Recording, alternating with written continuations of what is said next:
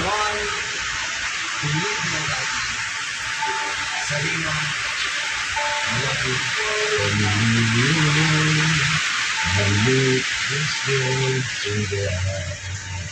Isa sa mga inspirasyon ko talaga sa buhay natin. Kasi from the scratch, sa probinsyano, nakalabang Pasinal, na 17 years old, hindi nakatapos ng high school. Nakipagsaka kami sa Manila. Nag-umpisa sa shoe shine, gumagawa ng payong, tapos pumasok bilang hardinero, landscaping. So medyo nakaipon, pagkatiwalaan ng isang amo niya, so pinahiraw siya ng puhunan, tapos nagkaroon siya ng landscaping. Alam ko, siya nga yung contractor ng siya ang contractor.